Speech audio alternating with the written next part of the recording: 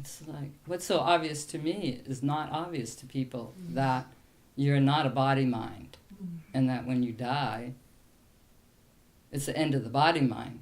But what are you then? And that's who I am. What are you when you're not a body-mind? That's what I am. So I appear like you as a body-mind.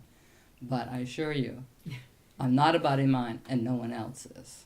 Yeah, so that's the missing link in everybody's life, which is, while you're alive, who are you? And then when you get close to passing, or when someone you love passes, or when you pass, who are you? And, if you don't know, it's very terrifying. And it's very difficult for people to process any of that. They just kind of go a little crazy. I guess if you really believe you're the body-mind, and the body-mind dies, or someone you love dies, you really believe that there's nothing. And it's terrible to be nothing. Because it's great to be something, but terrible to be nothing. And then I said, well, I guess that's what everybody faces in their unenlightenment, that terror all the time, that you spend your entire life trying to be somebody and trying to get somewhere and trying to be made fulfilled by all of it. And then there's this old age thing happening, and then a death thing, and it just seems like it's going to annihilate all that hoping and all that fulfillment and all that, what makes it special to be you and important to live this life. And you're going to get to the end of it, and you're going to say, oh my God, there's this big void that's going to happen, and it's going to annihilate all that.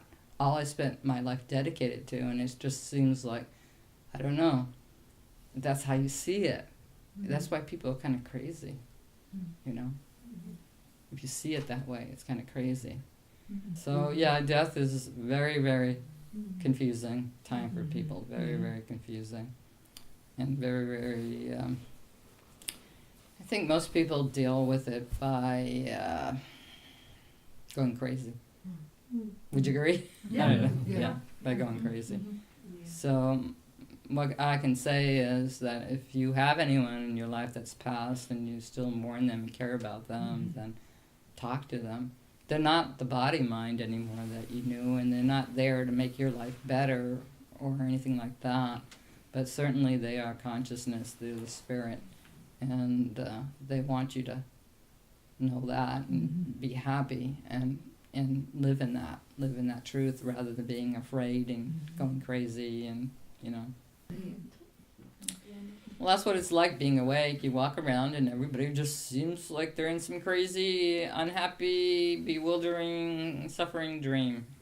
And they don't have to be. So that's why I'm here, I'm awake, and offered this relationship to all these people that have been here for a while, including my daughter, my son,